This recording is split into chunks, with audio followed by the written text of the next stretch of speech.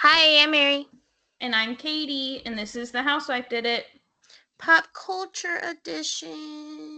Mm-hmm. If you like our show, go buy some of our new merch or some of our Halloween merch that's on sale and wear it everywhere you go. And when people ask about it, don't let them leave until you have shown them our show and played them your favorite episode and given it 5 stars. Mm-hmm. Our old Halloween merch or other various spooky ones that I picked are 13% off until October 5th. So go check those out, and while you're there, buy the new ones full price. I did go through and kind of clear out some of our older designs today that hadn't sold anything. So we have 35 designs on the website that includes shirts, tote bags, and mugs. We also still have our Redbubble with stickers. The new shirts, we've got a Don't Smile shirt. We've got a shirt that says "You wouldn't last an hour in the asylum where they raised me," and I'm not going to tell you what the asylum is because it's so good. We've got a Ghostface shirt and a witches shirt for Halloween. And there's one more. What is it? Oh, a Pink Pony Club shirt. So check them out. Yeah. And I drew all of them.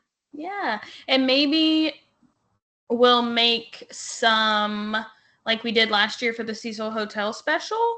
Maybe we will start working on some for the series that is going to be our October special. Yes.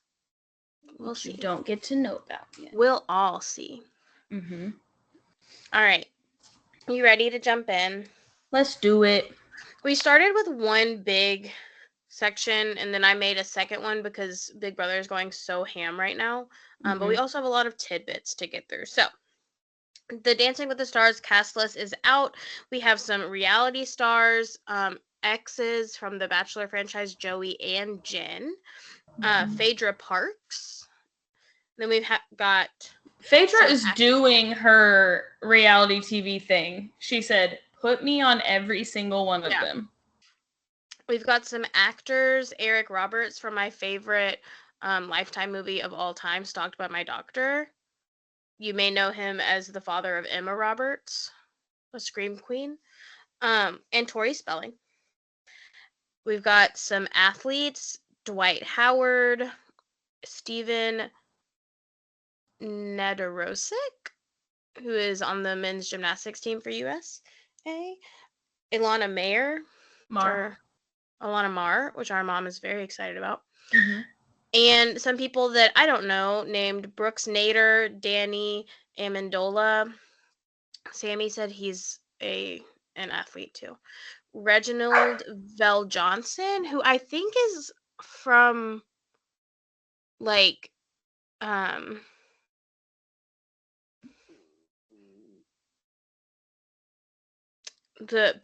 Fresh Prince of Bel-Air or something, maybe. I think he's an uncle on a show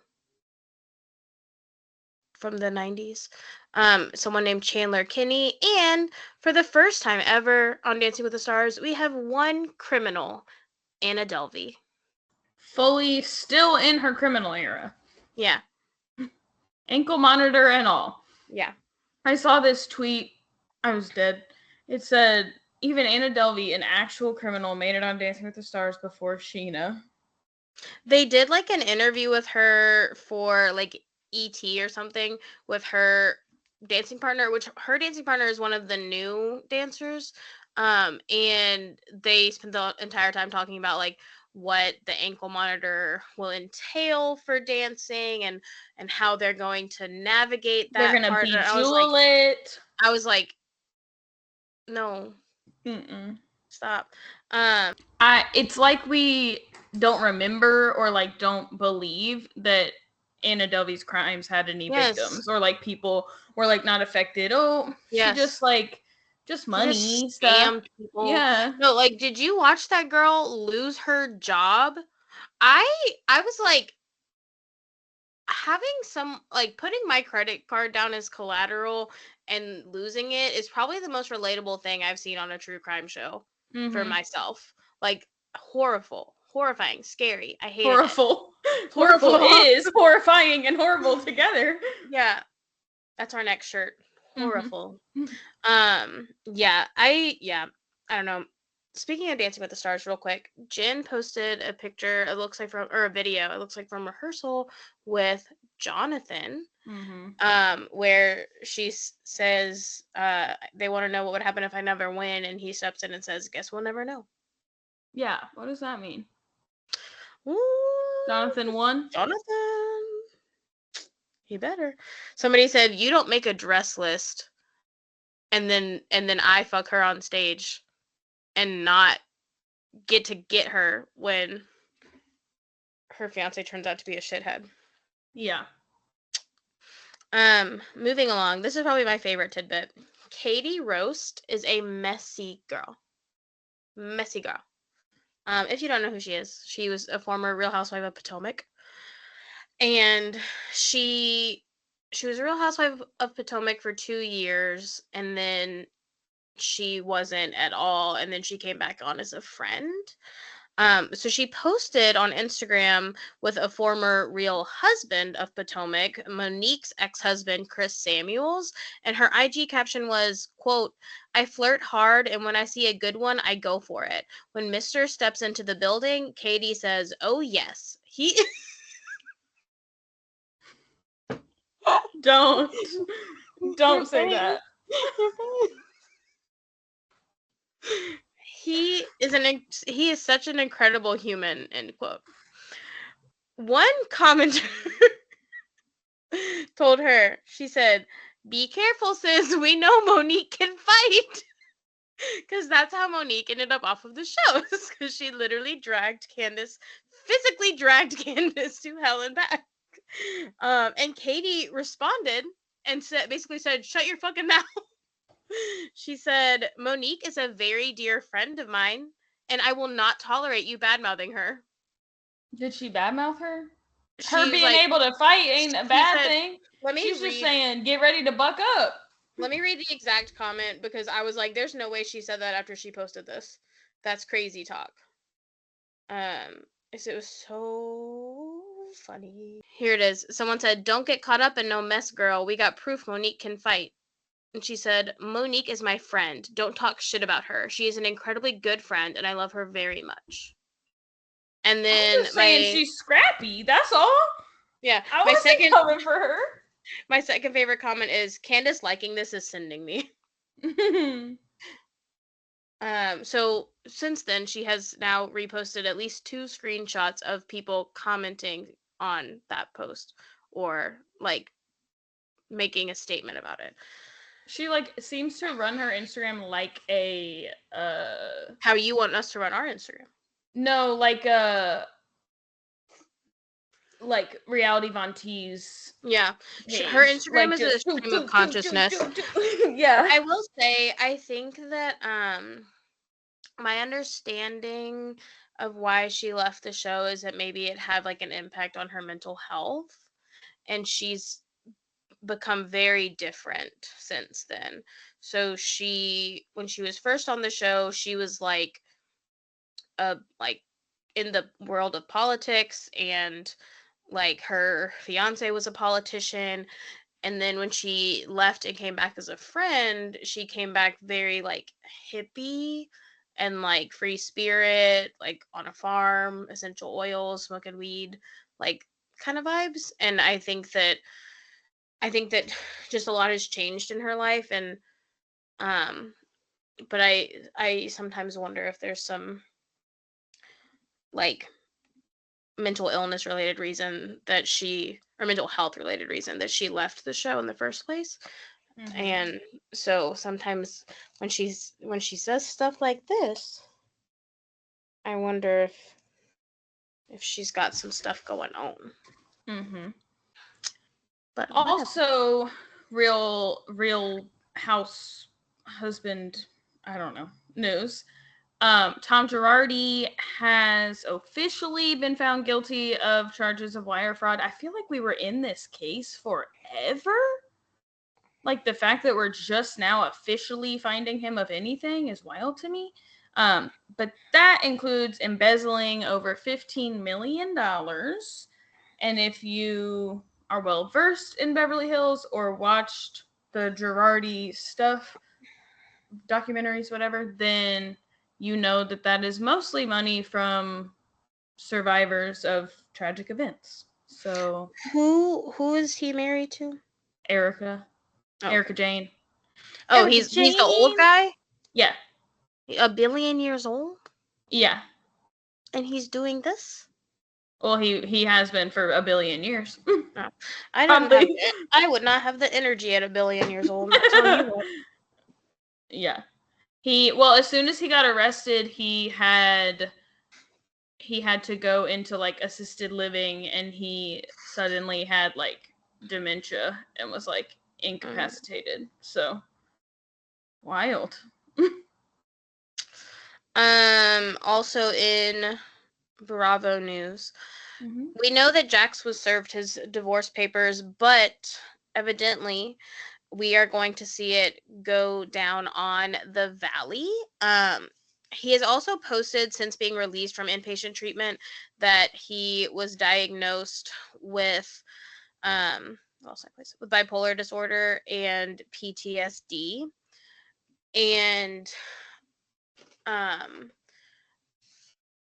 I saw Zach posted something that said, like, how do you come out of therapy a worse person than when you went in? And they said it's because he didn't get diagnosed with narcissism, which is what he really has. Yeah. He like went on him and Brittany's podcast, which I assume they're like doing separate episodes at this point. He was talking about how like he was so scared to leave, like he had structure, all this stuff, and he knew like when he left, he was gonna have to go back to filming this show where everyone hates him, and that's exactly what happened. Right. But it's gonna be so good seeing that on TV. And seeing his mental health crisis on TV. No, the divorce. No, I'm just kidding. But like, it's so good. Like we're getting like real life stuff, including Kristen and Luke is gonna be televised. Yeah. So I also like wonder, for someone who we have seen display narcissistic tendencies, how coming out of inpatient therapy to the news that you were kind of replaced for a minute goes, you know. But yes, on the opposite end of the Valley news, Kristen and Luke are engaged. We can assume, since it happened during the time of filming. It was on a cash trip. The whole group, while the whole group was on vacation. I think they were in Hawaii. I think so. I think they were in Maui. Because everyone was like, who's going to steal the glasses? Yeah. They are engaged. So that's fun. I need a moment to just Where will they live? Can I take this? For what she was wearing? No. Oh. I'm cool. Yeah, okay. With that. She posted a caption that was so cringily nonsensical. It said, entering my ex-girlfriend era, caption creds to my future in-laws, or whatever. That doesn't make any sense. You don't become an ex-girlfriend when you get married. He's not going to list you in his list of ex-girlfriends. That is so silly. Yeah, I will say she's not the only person that says that. I think that that's absurd. Yeah, I've seen other people say like, "Oh, I'm an ex-girlfriend now," and I'm like, "No, that is bonkers. Incorrect. Correct. That's all. That's my judgment. Okay. In some Taylor Swift news, an alleged contract outlining Travis Kelce and Taylor Swift's fake relationship, including a breakup date of September 28th, was leaked with a seemingly official-looking header from Travis's agency. Those people quickly came out, though, and said that it is not real and there is no such arrangement, which, of course, is what they would say. If it was real. So, and then Billy's like, well, we'll see if they get broken up on the 20. Well, they can't do it now. Well, yeah, they're definitely not now. They will literally have to be together forever at this point. What if it's an Easter egg and that's when Reputation TV will drop and Taylor released the PR thing? It's just like wild to me that the news about them is still constantly alternating between like they are secretly already engaged and like starting a family, and this is fake and it's a PR stunt. And like we gotta decide, folks. Why can't we just meet in the middle? They're doing what they're doing. Yeah. Regardless of the truth behind their relationship, it appears that Hallmark is ready to monetize it because a movie is coming out on November 30th called Holiday Touchdown, a Kansas City Chiefs love story. So truly, no doubt what that's about. The Taylor is played but by I don't Joey think she's a pop star. I think I've heard that she's like just a person. Just a girl. I'm just a girl. She's actually Sabrina Carpenter. She's just a girl. It's Joey King's sister, Hunter King, which goes so deep in the lore already. And then also Donna Kelce is in the movie. So if you had any doubt in your mind that they were trying to conceal this as anything other than a story about Taylor Swift and Travis Kelce, gone. Yeah, I just like don't. I still just like don't get it for the PR thing. Like, I understand it's made him more successful. It's made his family more successful. It's made literally any industry in the world, Hallmark, NFL, whatever, more successful. Small businesses making T-shirts. Yeah, people that can market it, it's going so well. Yeah. What has it done for Taylor Swift? And I also think, like, I understand, maybe it's so silly of me to say, like, of course she would have a contract. Of course she's smart enough to, like, have something worked up if that was the case. But do you really think she's just going to have that shit in writing sitting around with someone else's agency? No. No. She's not stupid. Also, like... She's like, actually, we have to do a blood oath. Right. Because we can't put this in writing anywhere. It will get leaked. I'm a witch. I also feel like, personally, that... And, like, maybe I'm wrong because it got put in a music video, but, like, I don't feel like he would just be behind the scenes in her rehearsals. If they were fake dating, I don't think she would need to go to every single fucking game he has if they were fake dating. Like, I feel like it could be... Right, and, like, who else is in this contract? Like, I feel like the NFL will be like, no, we have a vested interest. Do not break up on the 28th. Wait till the end of the season, please.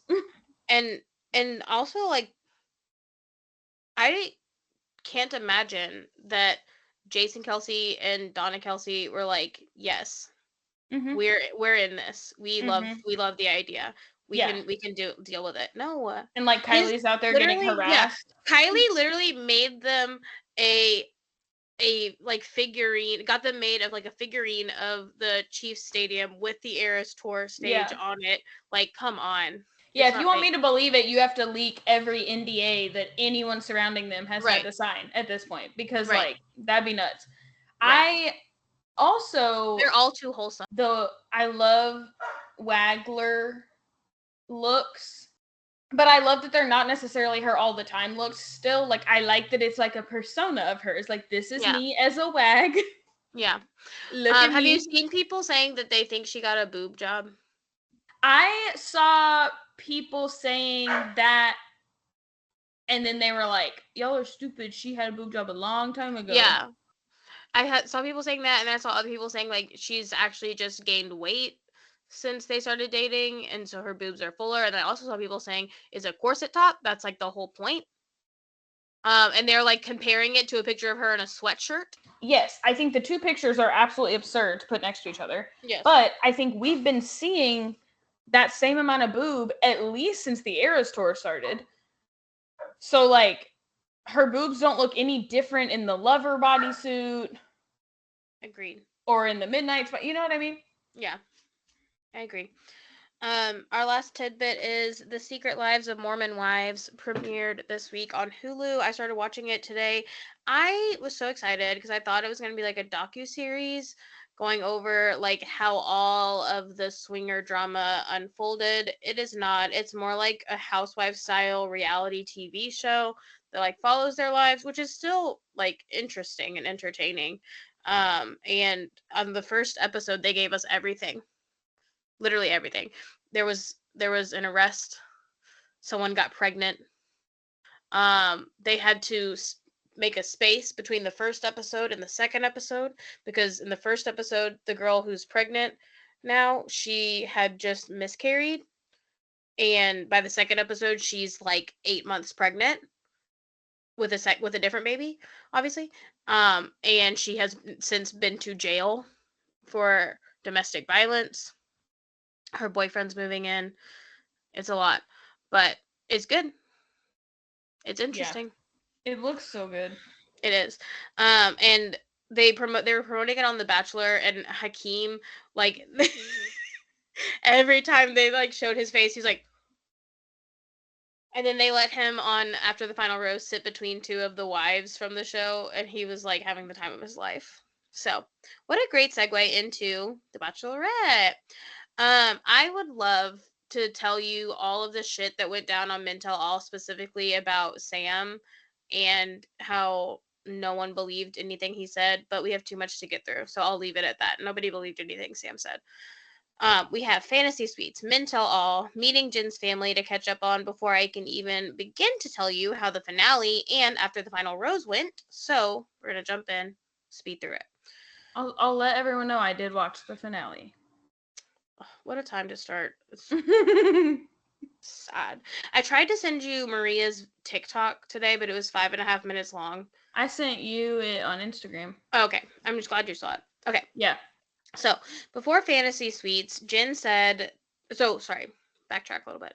Final three are Jonathan, Marcus. And Devin. Before Fantasy Suites, Jin said that Jonathan was kind of holding back the most, and I'm guessing that the night alone didn't really bridge that gap because he did go home. Then on Men Tell All, he was fucking her with his eyes, and we've seen how that went. So good for him. Jin and Devin had a great date that week. Great fantasy suite, but a couple of days later, he went to Jesse and told him he did not think he was going to be the one at the end, and he wanted to talk to Jin to let her know he was basically going to bow out of the show. So he goes to her, and basically he says that he is getting the vibe that he's not the one she's going to choose at the end, so he'll have to leave. And she gets really upset. She makes it clear that she does not want him to leave. They talk it out, and the conversation ends with her saying, Devin, I do love you, you idiot. And then she says that she's never felt like this before. They say those things 20 more times, and he's feeling pretty confident, so he stays. It seemed clear to me after that, when she introduced him to her family, that she really wanted them to root for him. Like, she wanted them to say, like, we like Devin the most. And they seem pretty unsure, but more like generally they seem unsure, not necessarily like they're unsure of Devin himself. Yeah. And they're all concerned that it's moving too fast. So Jin's mom asks both of them if Devin likes Vietnamese culture. Mom, I love you, but what does that mean? if he was like, no, I'm obsessed with Vietnamese culture, red flag. So yeah, I think I'm hoping it's more like a language barrier thing, and she meant to say like does he want to be involved in Vietnamese culture? Is he interested? Yeah.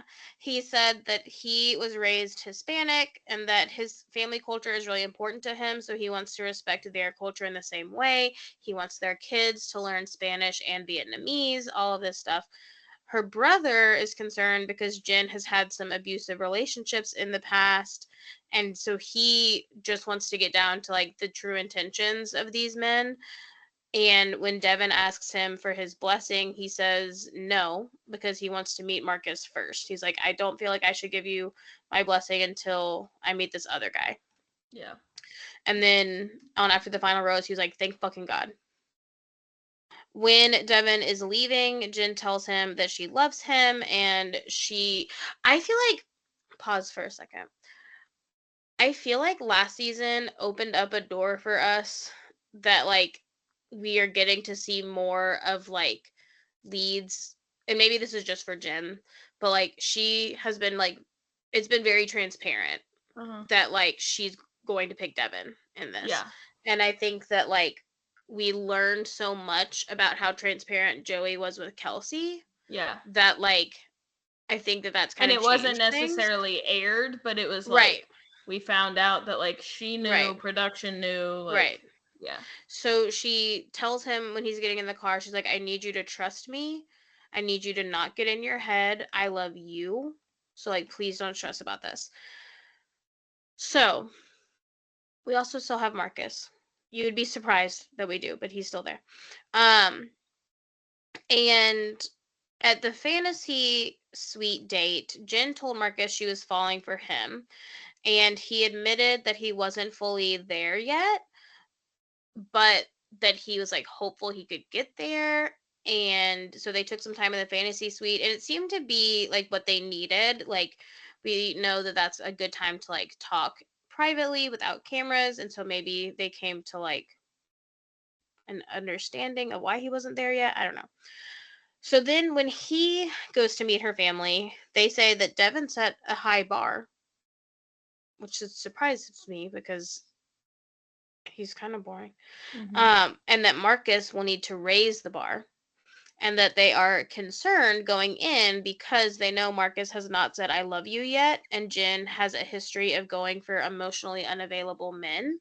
And so they're worried she's going to pick Marcus because he hasn't said I love you yet. At the end of the day, he kind of reiterates to her that he doesn't think he's there yet, which is like not how you want to end meeting my parents event. So she gets more concerned. And before their final date, like their final date before the proposal, Jen decides she needs Marcus to prove he's in it for the long haul before they can even go on this date. So she goes to his room and basically tells him that he doesn't seem excited about the idea of marrying her. It concerns her that he's always so unsure because she has invested too much time and energy into him to not have it reciprocated. And he starts crying, and he finally says that he does love her, but he also knows he isn't giving her what she needs, and they decide that that will be the end of their time together. I love that when he finally told her he loved her, it seemed like that is what sent her over the edge. Yeah, because me too, girl. Yeah, I was like, oh no. She's like eyes rolling into the back of my fucking head. Are you kidding me? No. My favorite thing is about. She's like, I'm done with you. No, I love you. Yeah. She's like, no. Any of the men that leave outside of the rose ceremony, Jen has had the same reaction. She's like, fuck this. Like, are you kidding me? Oh my God. She's so sick of it. So we finally get to the finale, after the final rose mixed stage. Thing. Yeah. And first of all, Golden Bachelorette Joan is sitting right between Neil Lane and Kelce's dad, who is on her season. And when she went up there at the end, and he was like he was they were so cute. I was like, please tell me she ends up with Kelce's dad. I kind of feel like she doesn't. I feel like they're besties, though. If he's sitting there, I feel like that's not likely, but it would be so cute. So they give us multiple hints throughout after the final rose part. That's technically before the final rose. That this does not end well. Jonathan, Hakeem, and Jeremy all say they've heard how it goes, and that the reason they came there in person is to support Jen. Jen's brother says he's very upset about how things went down. Jeremy wants us to know he is supporting both of them. Yeah, when Jeremy's name gets brought up later, he's like, panic. Yeah. I just like the way that they were treating it was like as if the whole thing had already been leaked. So it was like very weird to me that they just like seemed like reconciled to the fact that they were just like gonna have to give up any sense of surprise. Right. They're just straight up like, so you're gonna watch the end, but like just know something goes wrong. Yeah. And I'm like, that's wild to me. But I think that they truly thought like that would make better TV. But it's like, this is not the first time that people have broken up after their engagement. And I personally think I understand people have been asking them to like change the formula and stuff. But I just think it makes better TV for us to watch thinking that they're together, be like, oh my God, this is so cool. Shock, they broke up. Right. I wonder what happened. But like for us to know they broke up, hear why they broke up, hear how it went, and then go watch the end is like, why am I watching this? Yeah, and what I find odd, I think, is that like I don't know, the way Jesse talked through the whole thing was like it was so like so sensitive and like had to like tiptoe around, like we can't even show you the proposal until Jen has explained things. And I'm like, why are we acting like he like murdered her entire family? Yeah, like he has like sexual assault allegations. It's like something like nuts. Yeah. And I'm like, I don't know if it's because I don't know if it's because Jen has been so open about being in abusive relationships in the past and they're just trying to like be sensitive to her as a person. But like they wouldn't have done what they did if they were trying to be sensitive to her as a person. But like the whole time he's like, we have to be so gentle about this, and then he's like, please watch, rip you to shreds. Yeah, please watch the most horrifying moment of your life right next to your ex. She says, do I have a choice? Yeah. I said, and I like was waiting for Jesse in that moment to go like, of course you do. Yeah. He said, no. You sure don't. So in the end, Jen decides to propose to Devin. She says she wants to show him how much she loves him with a big gesture. She wants to be in control of how this ends for her as the lead. And then Jesse refuses to show us the proposal because he says it doesn't feel appropriate to see the proposal until we hear from Jen about what's gone down since just like then. Every other year. Right. He was doing a full, like when people were like, Taylor's not going to give us Reputation until we hear the Tortured Poets department so that we can know what Joe did to her. He's like, you can't see the proposal until Jen tells you how much you have to hate this man. Yeah. So we want you to watch it through a lens of irony. Yeah. She comes on stage crying harder than I have ever seen anyone cry in the hot seat on this show. The delay it took him to give her a tissue, I was like, sir. She is trying to catch her breath so she can talk. She finally is able to talk. She tells Jesse that things changed as soon as they left Hawaii and he started pulling away. He was giving less effort in their relationship. And then he called her about a month ago. You remember after the Final Roses live. And so he called her about a month ago and broke off their engagement in what she says was a less than 15-minute phone call. Joe Jonas. Hey, Joe baby. Because he said he didn't love her anymore and he regretted getting engaged, which is a lot to say. And then apparently he ended it with, I gotta go, bye. She said that in response to that, she offered for them to just date, for them to go to couples counseling. She said she wanted to do whatever it took to stay together, but he said he just did not feel the same way about her anymore. She then called him out for following Maria on Instagram the day after they broke up, and then jetting off to New York to club with Jeremy, which Maria may or may not have been at. And I think that, like, going back to the Sam thing, I think the reason she said, like, that, like, was particularly hurtful to her is because she has already told us how much imposter syndrome she had being the Bachelorette, knowing that there were two people that they wanted more, and that he then followed one of them on Instagram after he knows someone told her to her face, I thought Maria was going to be the Bachelorette over you. Yeah. Pretty quickly, Maria posted and said, like, just vague at first, and just said, just got back from a peaceful trip. This was not something I wanted to come home to, but I have some things to say, and this time I will not be holding back. Then she posted, like, a pretty long video of her talking. Mary's giving her snaps already. I'm not gonna lie, like, I wasn't crazy about it. Like, I thought it was, like, very beat around the bush, and then a little bit, like, blamey to Jen. Like, it was like, I would never put up with this, and, like, I didn't do anything. I don't know why my name was brought up. And it's like, you can go out and say, like, I don't know Devin, I don't look at, which she did say these things, I don't look at who follows me, I've never been out with Devin, we've never had any sort of relationship, like, please don't everyone, like, take the fact that he follows me to, like, mean stuff. And that's totally fair, because she probably was getting a bunch of stuff saying, like, oh, they're together. But it just felt like she could have ridden for Jen a little harder in it and just been like, and she did say, especially after someone had already brought up my name during her Bachelorette season, and now for him to follow me, like, I know that hurts. So, like, she acknowledged it, but I just, like, wish she had been like, fuck this dude, fuck all of her dudes that talked about me, like, Jen is better. Like, I just wish she would have been like, Jen is who you should have wanted, she does blah, blah, blah. And I just felt like she was more, like, offended that her name was brought up and that she was being dragged. And I'm sure that the comments were awful. But I just thought, when she says I won't be holding back, she's going to rip Devin to shreds. And it wasn't really that. Yeah, no, I agree. Like, the whole time I was watching it, I was like, okay, like, let's get to the punch point, please. Yeah.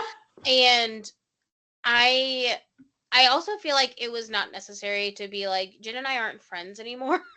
I didn't watch all the way to the end. Did she say that at the end? Yes. So the end is where I kind of, like, some good things, some bad things. So she said, like, at the end, she said that part of why people are, like, mad at her is because she and Jen aren't friends anymore. And she was like, just because we're not friends, like, actively friends, does not mean that I'm gonna let some dude go on stage and disrespect her to her face, and I'm just gonna sit back and do nothing. Like, no, I've got to say something about that, because that's ridiculous. And then she said, I don't know him, I don't follow him, I will never follow him because I don't care. And that's the part I was like, yes, queen. Yeah. But, like, I don't think it was necessary to say that, like, her and Jen aren't friends anymore, because I feel like that doesn't make it better. But I do appreciate her saying, like, that the reason she wanted to say something is because she felt like Devin disrespected Jen. Yeah. It just felt more focused on the fact that, like, her name was brought up without like her consent. I also just, like, I don't love in general when we say, she said, like, this is why I couldn't have been the Bachelorette, because I would have just said, get the fuck out of here. And I think that, like, while she's trying to say, like, Jen's a better Bachelorette than me, I think what she's saying is, like, Jen is more of a people pleaser than me. And I think that that sucks. Like, that sucks to say to someone who already feels like they got engaged and lost some of themselves for this person, to then be like, I would have held my own better and I wouldn't have ever put up with this bullshit. Because now it's like, oh, like, is Jen like, weak? Like, are we insinuating that she's, like, weak for letting this happen?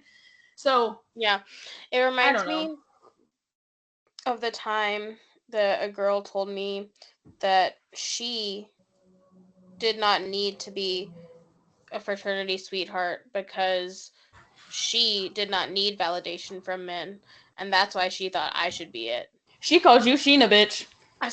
She said, Scheana Shay up in here. Oh, gagged. And like she wore, what am I looking for? She wore padded sleeves to the beach.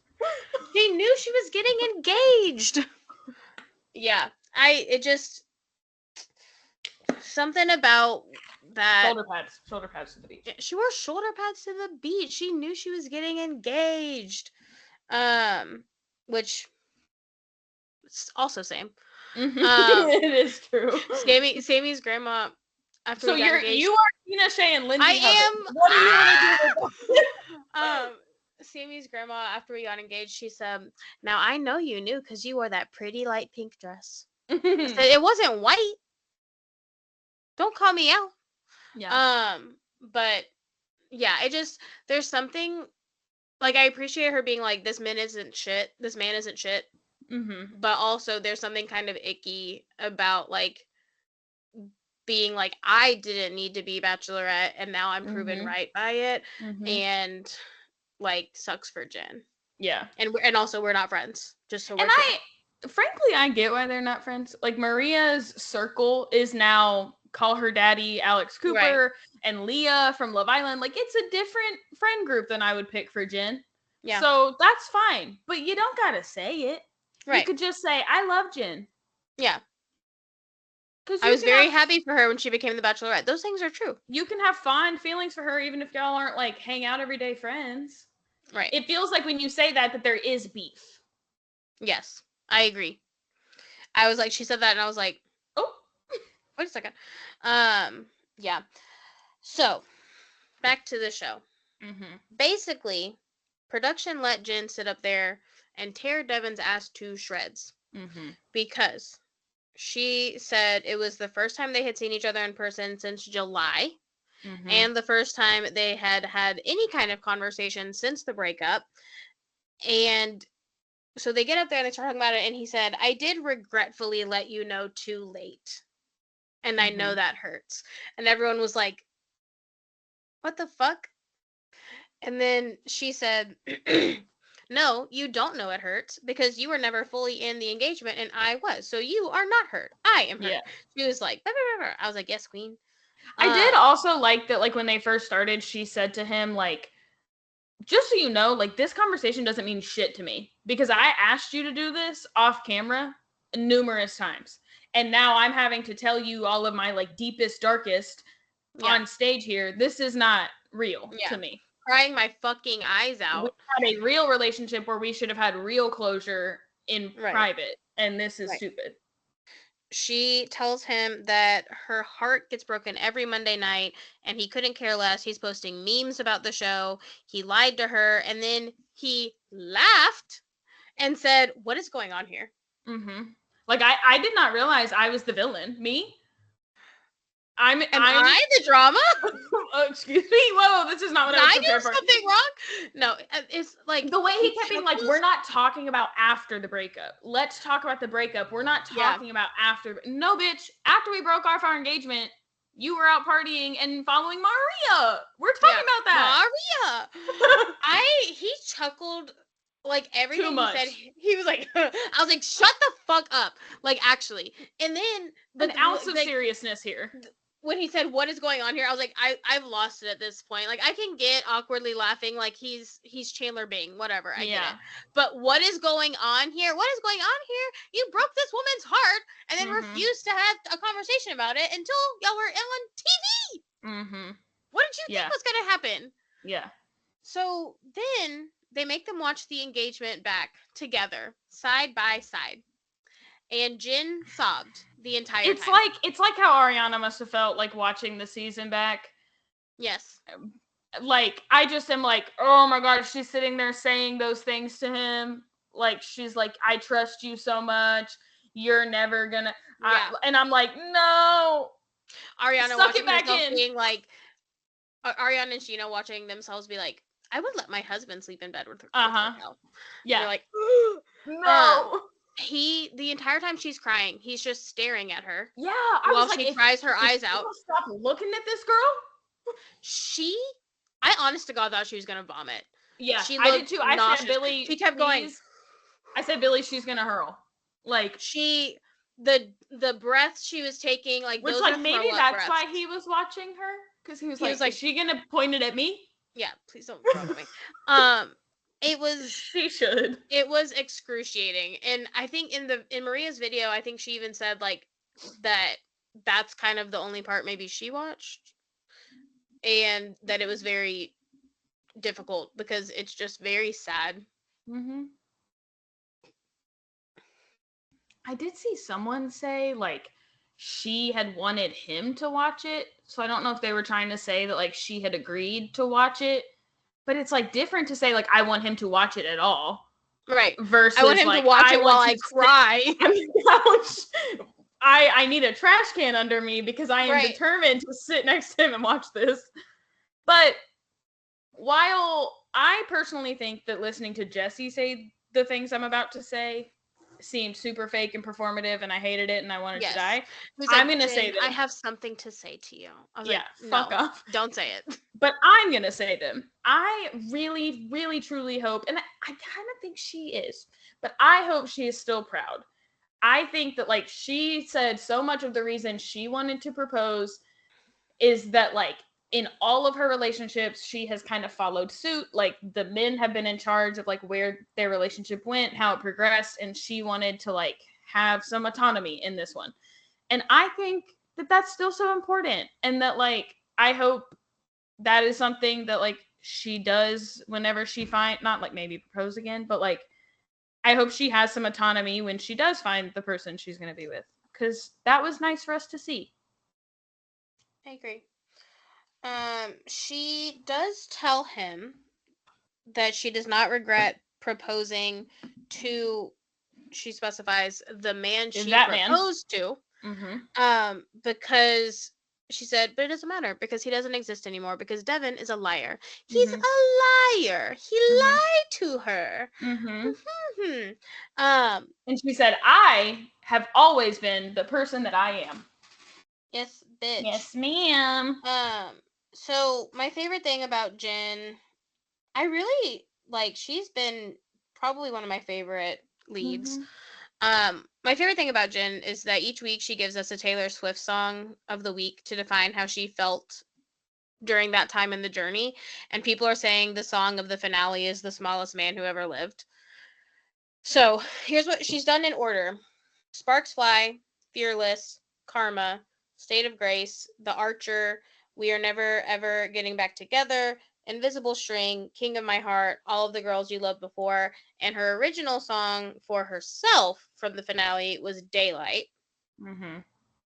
But then it was I Can Do It With a Broken Heart, which isn't as fun and savage as The Smallest Man Who Ever Lived. Yeah.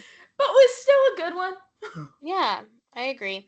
Get it, girl. I think, like, especially that she's doing Dancing with the Stars yes. with a broken heart. Exactly. Well, maybe not. Maybe she got a man's. A Jonathan man's. Yeah. A hot man, finally.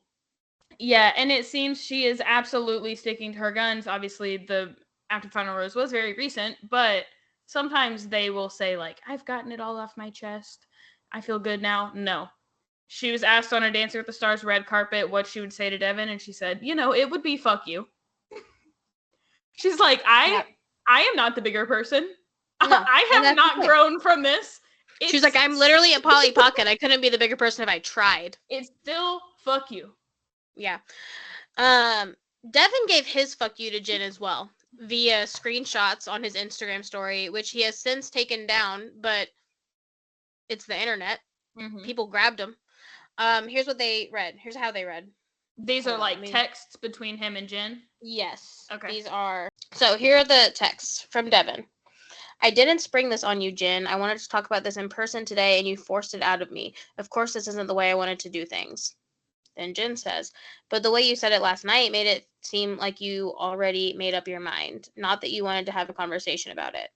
Devin said, just last week, Friday, you said we should break up. You've said that before. I really took that to heart because I've been having doubts about our whole relationship, and I'm not happy right now when I know you aren't either. I'm always falling short of your expectations. I have already expressed my own doubts, and last happy couple, I was very honest about where my heart stood. I don't know what else to say, Jen. You don't deserve this, and I don't think I can be what you deserve. And then the last text gets cut off, so I'm going to read the part before it gets cut off. But she says, I know I said I wanted to break up, and I was emotionally charged when I said that, and I obviously didn't go through with that.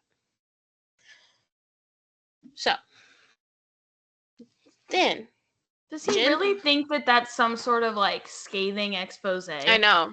That you had like a tame fight where she said like, if you're not happy, we should break up. Right. And like, does it also feel like anyone Potter, like, yeah, does it feel to anyone else like he is saying that so that she'll admit it, so that he can post screenshots of it? Yeah. She posted on Instagram. She had originally posted like just pictures of herself with like the daylight caption. She's now posted like all of the pics from the finale after the final rose, happy pictures from their proposal, and a very long caption, but toward the end of it said, quote, "My heart is heavy grieving, but I have to make room for forgiveness and keep the main thing, which is ultimately my heart. While emotions were high on stage, at the end of the day, I will always have love for the person I fell in love with, and I am choosing to wish him the best in his journey of life and will always root for him." End quote. So, in conclusion, I feel happy. Like, I get that it's like kind of maybe strange for people that she posted the engagement pictures, but like everyone else gets to post them. Yeah. Everyone else gets to post those, and like they're good pictures. And like I also I feel like it is a fuck you. I feel like it is a fuck you to be like, look at how this man looked at me when I proposed to him. Look at how he treated me, and then he flipped.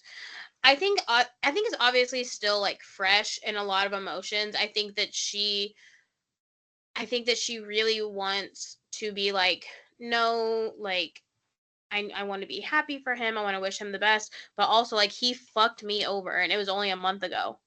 Yeah. And we were going to get married, and now we're not together. Like, and fuck him. I think that's valid. Yeah. So, that's it for the Bachelorette. Finally, thank fucking crazy. God. People were commenting on the video with Jonathan. They're like, but he just agreed to go to Paradise, and somebody responded and was like, next summer. Yeah. He can say never mind. Yeah. If they start dating. Yeah. Dumbasses. So, moving on to Big Brother. Where we finally got Tucker out. Yay. Kind of sad, though, because I feel like it might be boring. Yeah. Tucker and Rubina said goodbye with the very clear intention that they are a couple, and that they will be a couple when she ends the season.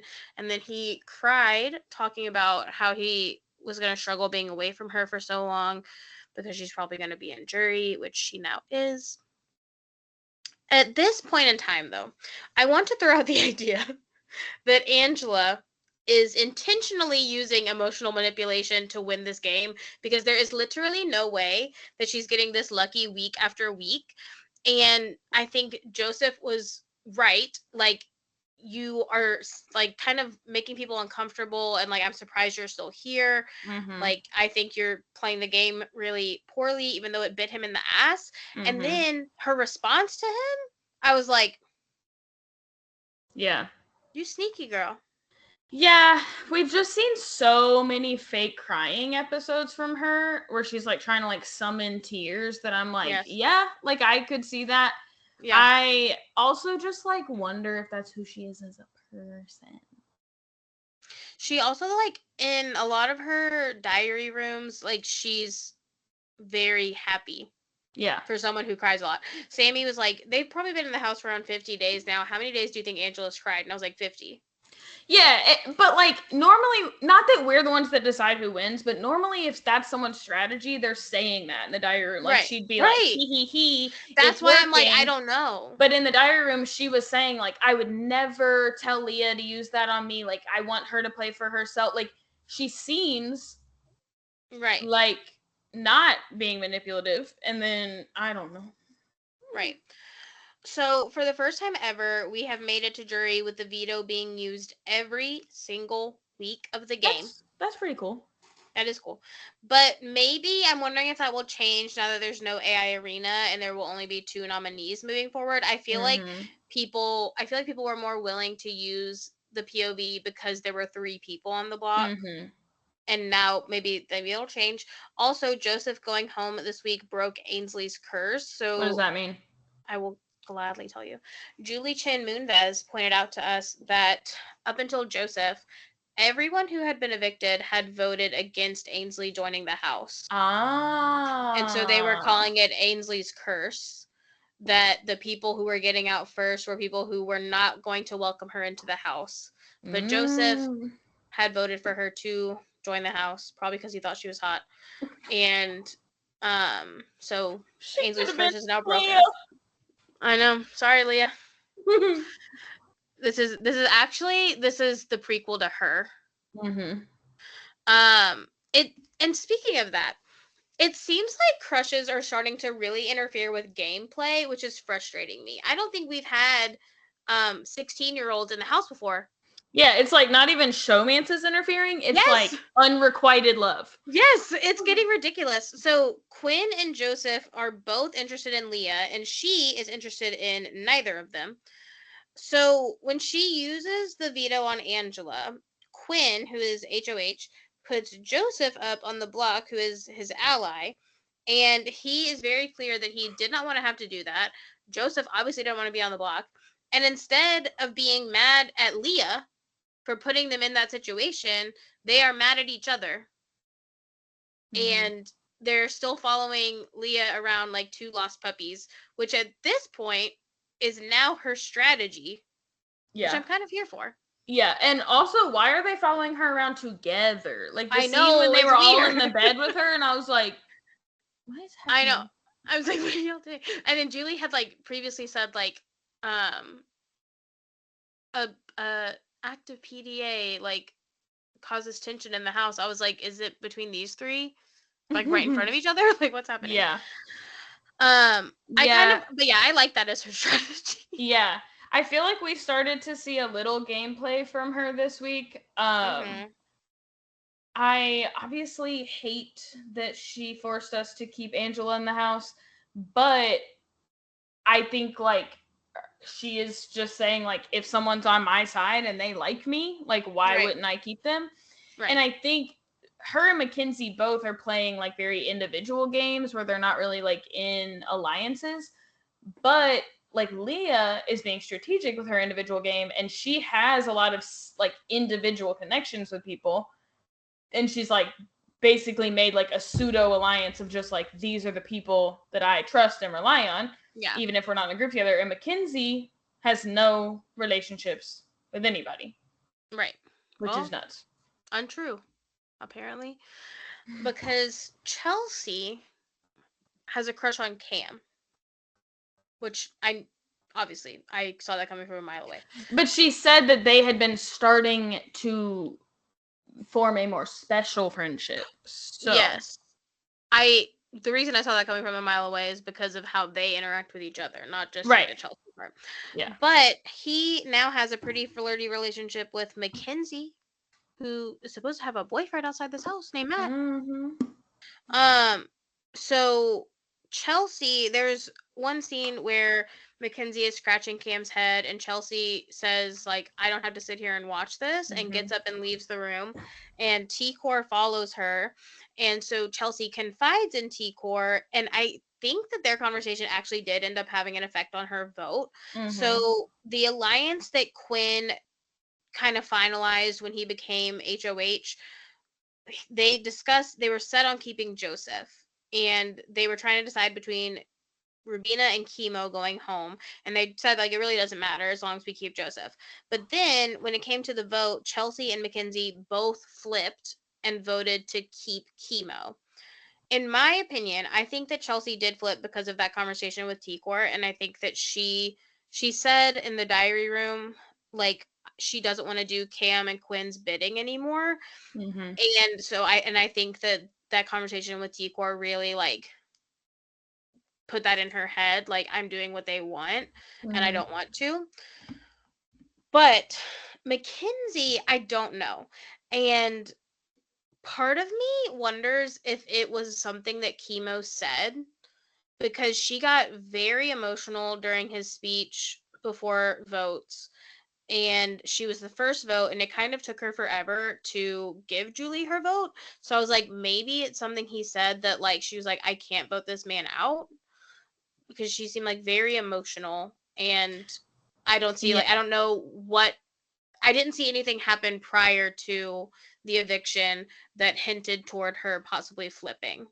Yeah, I think it's just hard to know if that's really even a flip for her. She has no Yeah. alliances, so like She's in Quinn's alliance with Chelsea. oh, that one he just made this Yes. week. Yeah. Yeah. It's like him, Chelsea, Cam, Mackenzie, and someone else. Yeah. I don't know. I mean, but it's not Joseph or Chemo, so I feel like she just is like, I don't know, doing whatever she wants. Yeah. But I want to get your opinion on who is playing a smart game, because I feel like I don't know anymore. Do we think Angela is actually a criminal mastermind? Do we think that Quinn and Chelsea are letting their feelings infiltrate their game? Who is playing a good game? I can't tell anymore. Yeah, I think Quinn is doing well at times. There are times when I do think that was a little ludicrous, but like I think he's doing well. I think Chelsea and Leah are like stepping it up, coming into their own, like developing their own game. I guess Angela is doing well by keeping herself there if we think that she's being intentional at all. But I think that like it's possible that she is doing the emotional manipulation purposely, but I don't know that it's actually what's keeping her there. I feel like what's keeping her there is that no one is threatened by her. True. But and then I think Mackenzie is doing well at like winning things when she needs to, but she has really got to make connections with people. Yes. For real. She's got to have a stellar social game like Joseph did. Right. The social game that he shares with Chelsea. This is the same. Yes. You're right. Yeah. I agree. I don't know. I can't figure out who to root for anymore. I know. I don't know what to do. I guess like I like Chelsea at this point. I like Chelsea. But yes. That's it. Bye.